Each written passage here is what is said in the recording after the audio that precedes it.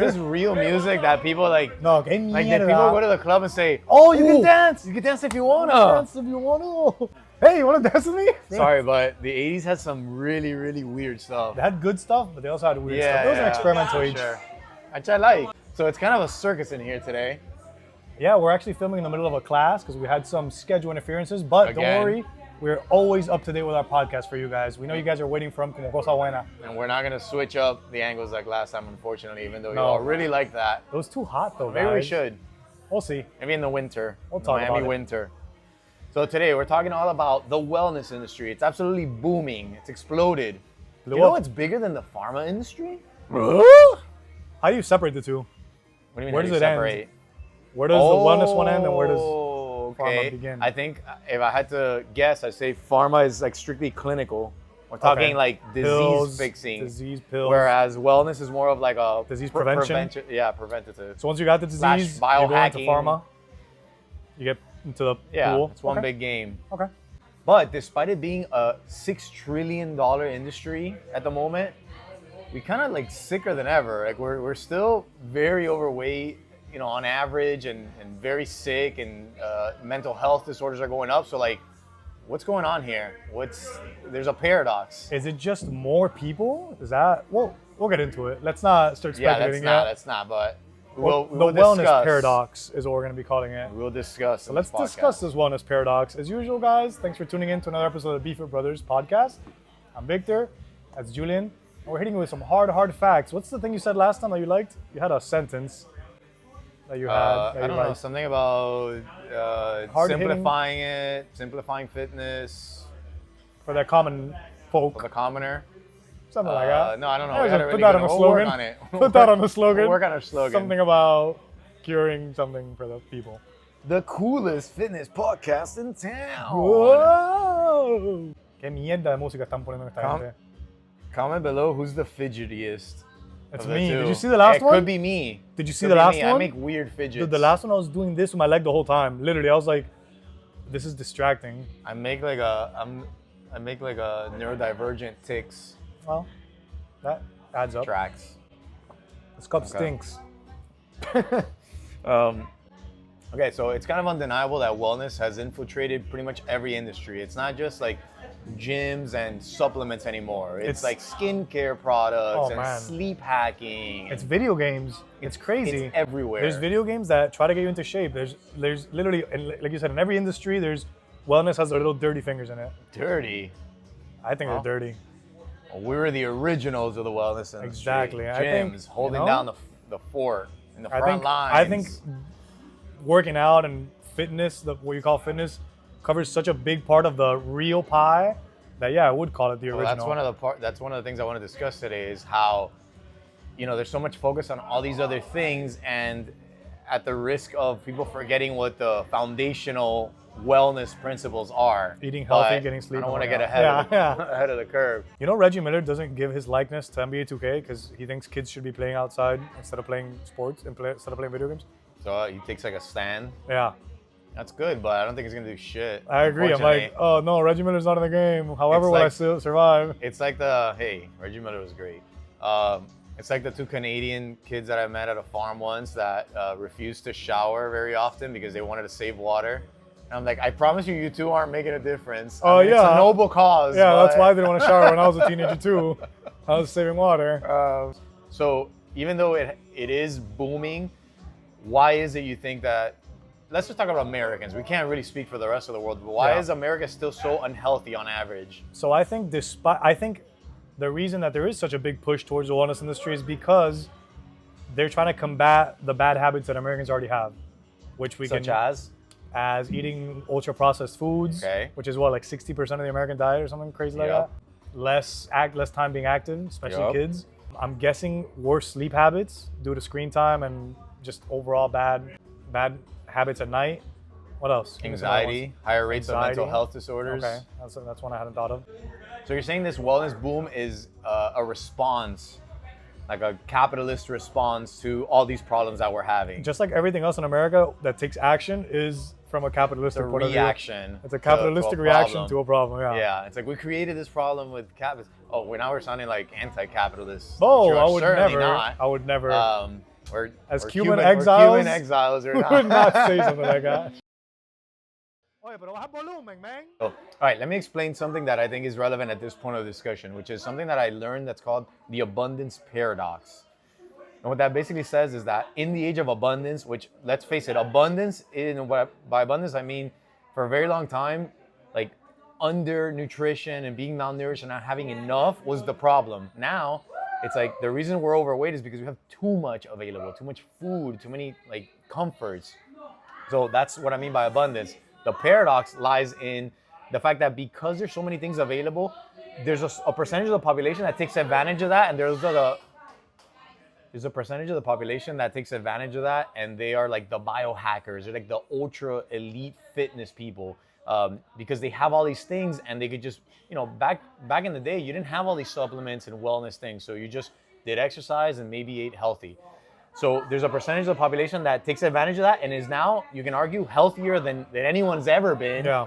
But then there's another percentage on the other side that doesn't kind of know any better and just like eats the ultra processed food, Yeah. sits all day and plays video games. So that's where the paradox lies, is that because of all the abundance, you have these two camps of people that are increasingly creating a gap. And there's less of a middle, I'm guessing then. I don't even know about the middle. I haven't thought about the middle, but the paradox lies in those extremes. Yeah.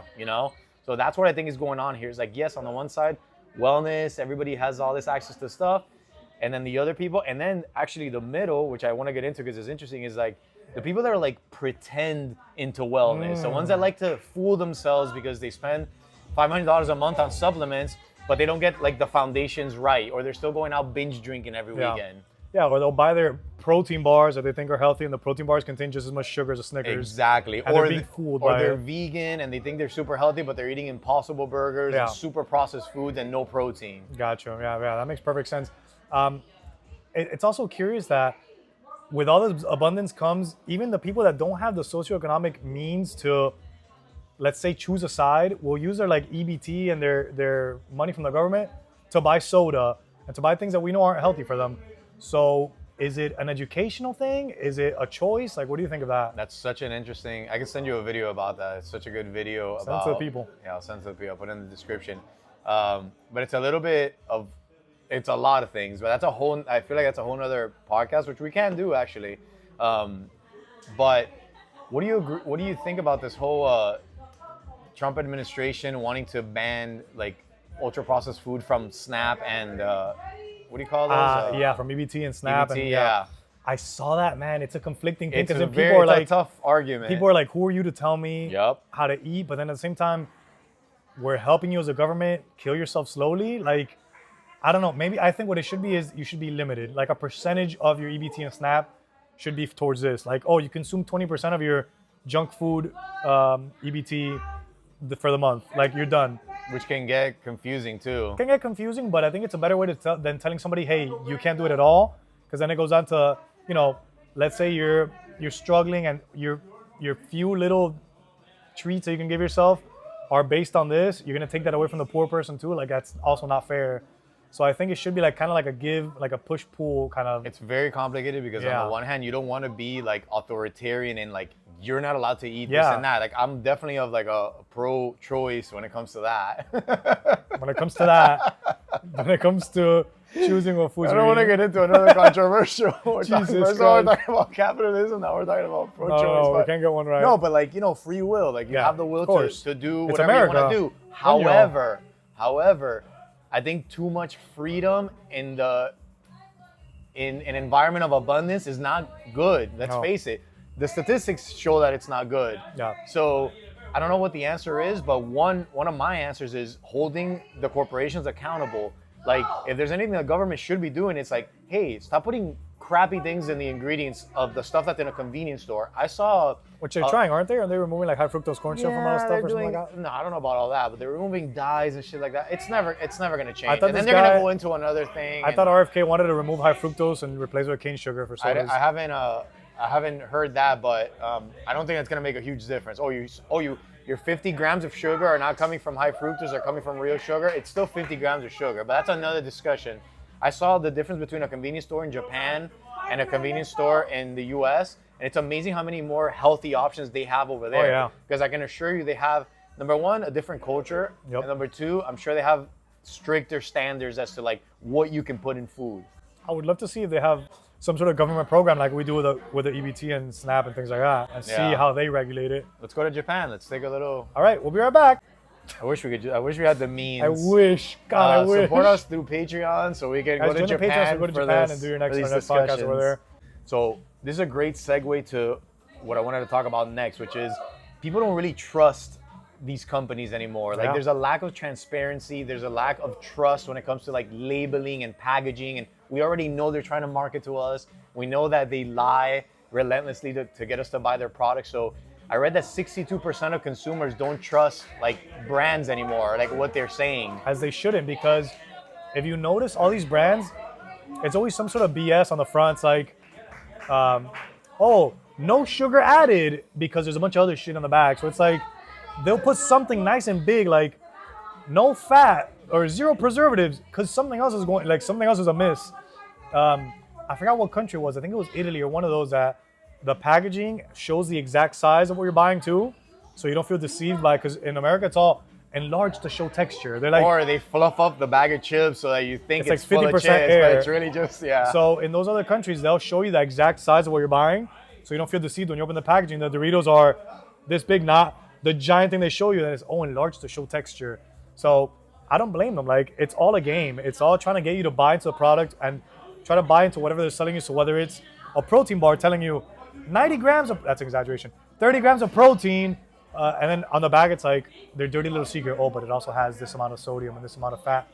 So a little transparency would go a long way, I think, with these companies. It would earn back the trust of their consumer. Yeah, and that's why I don't necessarily think that the things that this administration is trying to do, I appreciate the fact they're doing something. Like, thank you for doing something and trying, but I feel like you remove the red dye, they're gonna put purple dye or whatever the new thing is. You don't think they have labs of scientists working on what's the next thing to get these people addicted? Mm-hmm. So I just unfortunately feel like at the end of the day, it's on us as consumers, and that's why we have this podcast, and that's why, you know, we're trying to make a dent in this, unhealthy culture that we have in the U.S. Unfortunately, you go into certain areas, like we live in Miami, Florida, so it's it's actually one of the healthier cities in the U.S., but you step outside of here and you see how people eat and you're like, no wonder. Well, we're kind of blinded too by the whole middle America diet. Like, that's what I'm saying. We've never lived there. We have no idea how I mean, we do have an idea, but... No, we have an idea, but I mean, like, we've never lived that life of like, hey, dinner's Hamburger Helper and the McDonald's. That's culture, and that's the thing. That's culture, and it's what's available. They don't know. Like, literally, some people just don't know any better. Yeah. And even if it's something homemade, it's like, oh, it's homemade Kraft macaroni and cheese. Like, is that homemade or is it super ultra processed from a box? Yeah. Again, it's the culture. The culture is sedentary, comfort things, a lot of screen time, and eating processed foods because it's quote unquote easier and convenient. Yeah, and Hispanics don't necessarily eat particularly healthy, as you can call it, because they, I mean, I would argue that they do. No, they do in the sense that that's what I'm gonna go with, is they don't eat healthy in the sense that they don't consume a lot of vegetables, they don't consume a lot of things that one might consider healthy, but they eat real food, they cook at home, they're making their things, they're preparing their foods. It's not the same as eating something out of a box. I'm glad you brought that up, because that's one of my big controversial, I mean, it's not that controversial, but I die on that hill. Vegetables are unnecessary? No, you have to cook. You have to cook, or you that's have not to, that controversial. Or you have to have it is, believe it or not, like the Gen Z and that generation loves to get away with, oh no, I don't cook, or no, we only go out to eat. It's like, that's not something you should be bragging about, in my opinion. Like, that's not. It's good. That's not good, guys. What? To just go out and eating, yeah. Like, but I mean, unless you have like what do you call those, catered meals or whatever? But Cantina. then you're still relying on somebody else to make the decisions for you. For me, it's all about like, I want to be in control of my health, right? And it goes back to education. It goes back to culture. You talked about Latinos. You know, we tend to be a cooking culture. Yeah. We have our culture about an actual cooking, not putting freaking Hamburger Helper in the microwave. Shots fired. I mean, it's true. Like, it's sad, but like, one of the things that maybe a lot of you who are also immigrants don't realize that there's a little bit of a culture shock when you come into this country and you realize that that's just 100%. not the culture here. You're used to, like, we grew up, our mom cooked, I'm talking 7 days a week. Sometimes twice. A day. Yeah. Still does, by the way. Mom, you don't have to do that anymore. No tienes que hacer eso. Totally. But it's a shock to you when you realize that American culture is like microwavable stuff. Like, really? A TV dinner. Or picking up something on the way home, a pizza, or it's terrible. Like, imagine just growing up like that. KFC, oh, I got the bucket of chicken. The family bucket. Which, by the way, sounds fire to me, but like you said, there's no, and this goes back also to, let's go back really quick to your point of the catered meals. That goes back to trust. I always tell my clients, like, do you trust what they're putting in your catered meal really has whatever grams of protein they're telling you, this amount of carbs? Who's measuring all that? And forget all that. The way that I think about it is, which is true, by the way, I agree with you. But it's also, do you think that the restaurant or the organization isn't doing everything it can to cut costs? Because why would I buy the organic local arugula when I could just get like the cheapest one on the market? Same with the chicken, same with all the stuff. So you're relying on somebody else to make the decisions for you when they have their incentives. And I have my incentive. My incentive is I want to get the healthiest thing possible. And another incentive they have is to make your food tasty. And how are they doing that? They're adding butter, 1,000%. They're adding extra salt, they're adding these things that are going to make your food delicious, but at what cost? Like, that's why whenever you go out to eat, like, damn, this is even better than when I make it at home. Why is that? It's covered in butter, it's covered in salt, it's covered in sugar. So, you got to take all these things with no pun intended, with a grain of salt. Good one, good one. Thank you. Nice rhyme. Nice rhyme. Have you heard of the term health washing? No.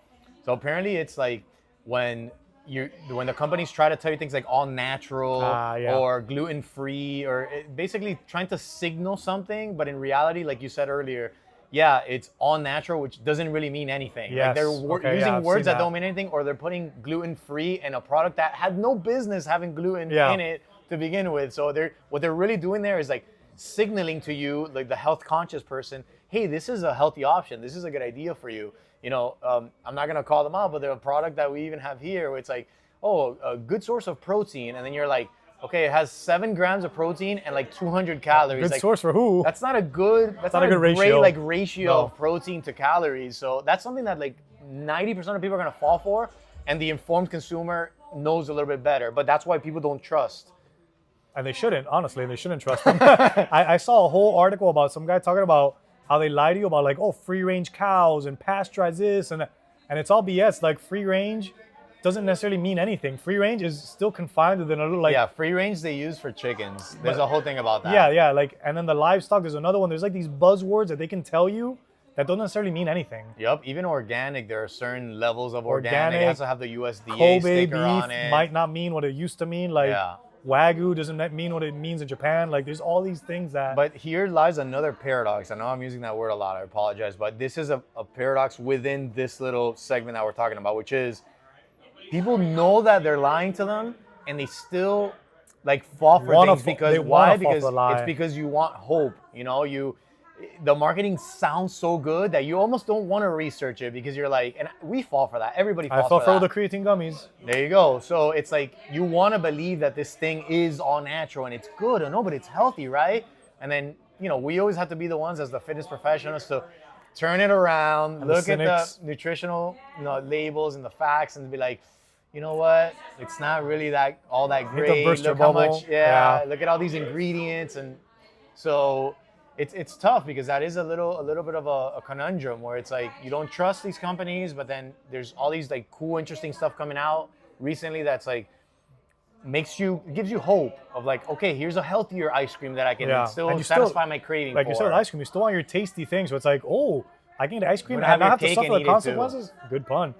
I don't want to suffer the consequences. I can still have ice cream. Oh, let me get this Halo Top. In 10 años, 5 years, oh, it comes out, Halo Top has been misleading you the whole time. It's like... I'm not going to lie. It happens to me with Celsius, which I know I talk about once a podcast, but I'm kind of addicted to it. And the fact that the reason I drink so much of it, number one, obviously it's tasty and has caffeine, but it has 10 calories. It has like 0 sugar, I think.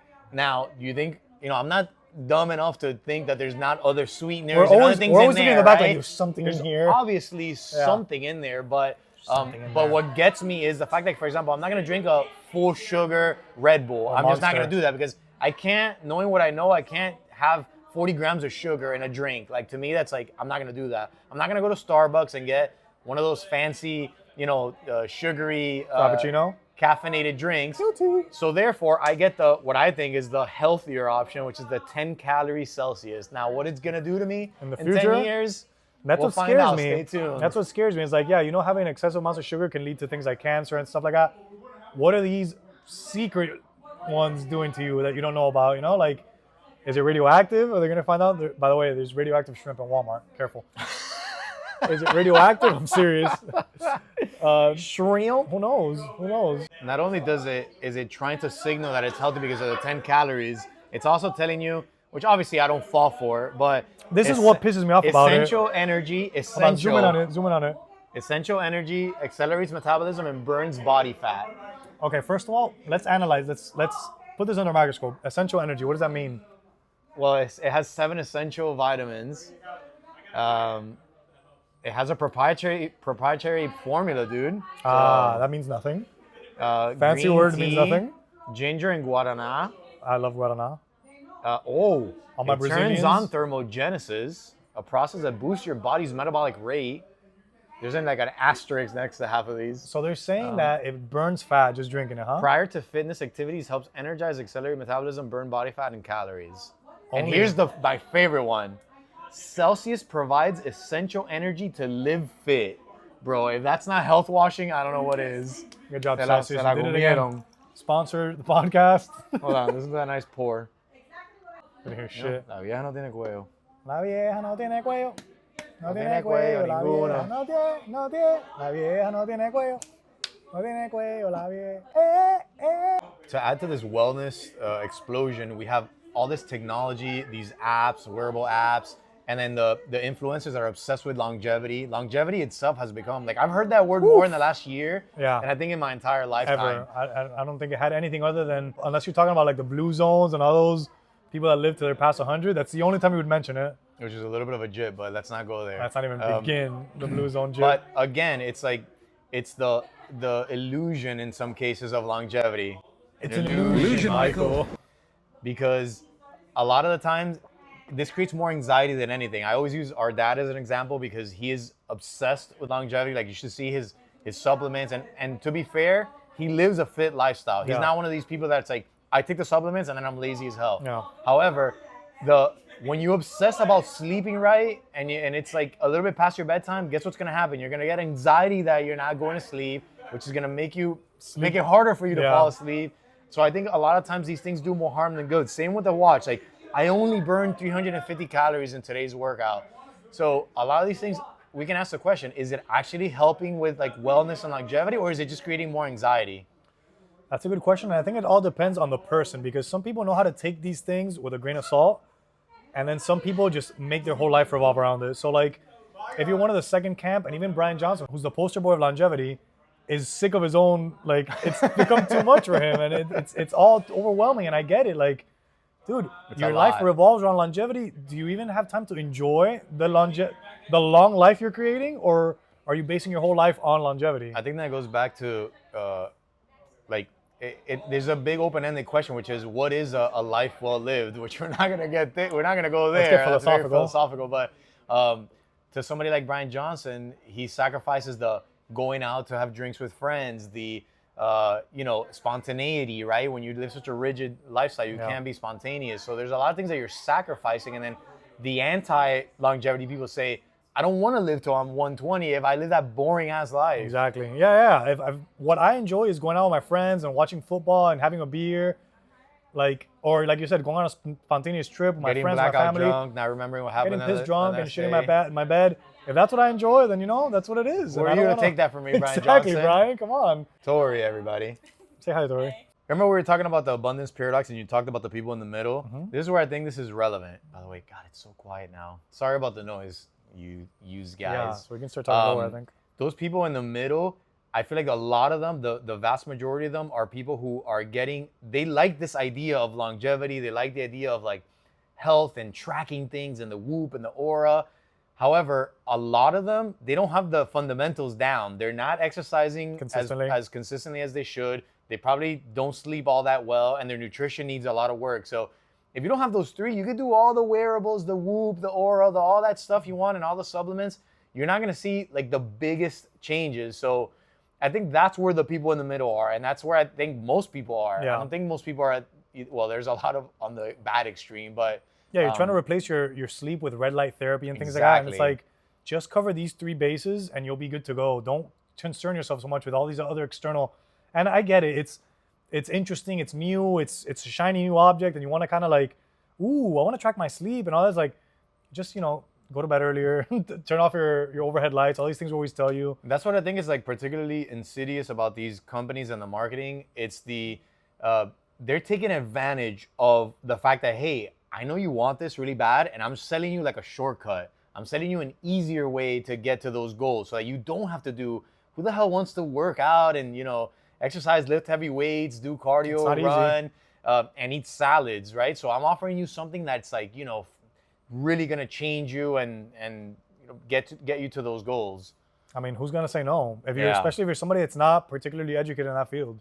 So I'm trying to think of advice that I would give to people who don't want to fall prey to all these things, because I'm sure you, the listener right now, has a few gadgets and things sitting around in your house, and I'm sure you have a pantry full of supplements that you're not using, that you kind of fell for, that you use for a week.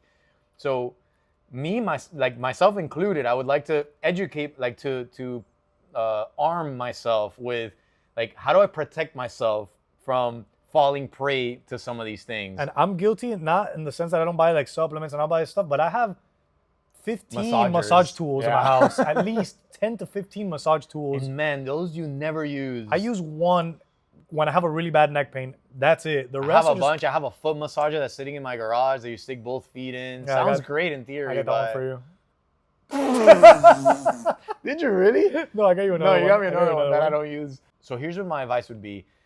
You have to come to terms with the fact that there will be friction, there will be discomfort, and you're gonna have to put effort into whatever the thing that you want to do. Yeah. You're never gonna get away from those three things ever, right? So when you try to like weasel your way, and by the way, it's not a throwing shade at anybody. It's a human thing to do. Yeah. We want comfort. Like, it doesn't make sense to us biologically to seek the hard things out. It's something like when somebody's working out and we say they're cheating, it's not on purpose. They're not cheating to make it. It's your not a body bad thing. naturally does it because, hey, this is hard and I'm trying to make this a little easier on myself. Yeah, I'm not trying to go all the way down on that lunge. No. I want to go as far as like. And I'm feeling the pain, so what do you mean I'm not doing it right? Exactly. For me, it's the same as making money. Like, if you're trying to make money in a get rich quick scheme or some sort of scheme, it's what it is. It's a scheme. It's not the same as building long-term wealth, as working hard for your money. These things take effort. They take time. Exactly. That's a good analogy. And then, so once you understand that making money, getting fit, getting strong, all these things require effort, sacrifice, and discomfort, you're not going to fall for the MLM that takes you to the, to the auditorium and tells you, oh, look at my nice ring. You can go get rich like me. This is me traveling all over Greece. Like, it's not a pyramid scheme. And then it's really easy. All you have to do is sign up 20 of your best friends and lose the friendships forever. But it's a triangle scheme. When somebody tries to sell you a shortcut, you already know, because you're like, that can't be, because there's no such thing as easy money. There's no such thing as easy health. Because it's too easy. So that's what I would say is filter everything through if they're promising me no effort or low effort, or this is just going to be an easier way, it usually is BS. And look, we say it all the time. We're not against GLP-1s or Ozempic or any of that stuff, but there is a big lawsuit coming out now against them because people are seeing a lot of health repercussions. Again, a shortcut to some to lose weight is now leading to some repercussions. I have a contrarian take on that. I'm pro GLP-1s, but I think we should do a whole episode on that. Actually, somebody texted me the other day, like, you should do a whole episode on GLP-1s, and I was like, it's on the docket. No, it has to be. It's just like I haven't ran with with it because I need to do a lot. Diligence, exactly, a lot of research. But but anyway, let's continue on that thread because that's interesting. I appreciate the companies that tell you, this is my product. You need to pair this with a healthy lifestyle. You need to exercise. This is not a substitute for exercise. You need to do all these things. And in defense of some of the GLP-1s and the doctors that prescribe it, a lot of doctors, like for example, my wife is a dietitian. She works with GLP-1 patients, but the requirement to continue the GLP-1 is you have to meet with a dietitian every month. You have to do learn about nutrition. We're not just gonna give you this. I like that. Like, don't think that the doctors are just like, let's give this person the shortcut. You know, that they don't have to worry about. Sorry. They don't have to worry about like the actual lifestyle. It's, hey, you're not getting this thing until you get your shit together. Yeah. Like the real things that count. And Yeah, that yeah. I appreciate. It's kind of like earning it. Like, you're not just going to get this shortcut without all this other back end work, Exactly. which you should be doing. So again, I think that there is a place. I think that that's actually where the future is headed. More accountability from the corporations, more accountability from like the food makers and the pharmaceuticals and the supplement makers. And the problem is, and this is what nobody wants to talk about, is that they fund the government. So They lobby. So it's kind of hard to hold them accountable when they're the ones paying for all your shit. Yeah, especially big food And big and pharma. big pharma. Yeah. They benefit off of being Oh, sick, jinx. but I don't want to go that route for sure. And what would you say about people? Because one of the other things that is interesting about this wellness thing is that, and I think social media is to blame, is that we're all portraying an image of ourselves on social media, right? Hate And it. everybody wants to be, like I joke about it now, like working out is cool. Working out is cool for Gen Zers now. 100%. I mean, not just Gen Zers, but like everybody and their mom is posting stories of like, you know, at the gym, just finished my workout. Why? Because they want to signal to other people that I'm the type of person who works out. I feel like this wellness boom has a lot to do with this identity thing of everybody, you know, wanting to say, I care about my health. I'm the type of person that, you know, does these hard things and drink the matcha tea, and I'm conscious about my health because it's cool. What do you And think about that? I have a joke actually along those lines. By the way, I do stand up every Friday night. Come watch me. No, but I have a joke that I say about that every time that I see somebody take a selfie. It's like, did you even go to the gym if you didn't post on your socials? Like, hello. Same with when somebody like their watch dies or they forgot to put their workout on. Oh my God, I forgot to turn my workout on. I'm like, oh my God, no way. Now this doesn't count. No, you got to start all over. Like, how are you your friends gonna know you worked out, dude? Exactly. There's no point. So why are you even gonna do it? Obviously, it's a joke, and I'm being super, super sarcastic to them. But a lot of people do really think that way. It's like, I can't go on a run because my watch is off. So how am I? What's the point? And it's like, you're kind of losing the plot, as kids say nowadays. That's not why you started doing this. You didn't do it because you're trying to show that you're the person Well, that you don't know that. Some does people this. are. That is why they started doing it. And you'd be surprised how many people do things just to show other people this is what I do. You know what's hilarious is I just broke up with my significant other at the gym every single day, selfies and stories. It's so funny to me. Yeah, there's statistics of like a huge percentage of people gain weight once they get married, which Yeah, of I've always course. found a little bit ridiculous. But again, I'm not the average person, so You see, I the can't funny thing think is like that. the wedding picture, they're both in the best shape Like of their life. that. Yeah, it's the same. It's the same wedding picture every time, and it's the girl like this and says, "Now I can get fat." Exactly, yeah, exactly. Well, it's both parties, but Yeah. So what was your where were question? we? Okay, so I was talking about identity, and I think we Yes. kind of diverged into two things. One is like what you actually like, identity of what I think of myself, and then the other is what I portray to people on social media. Obviously, there's like a lot of overlap there, but I personally feel like that's a big reason why people buy these products. And Yeah. you know, for example, when a trend starts becoming popular, like the Stanley Cup, right?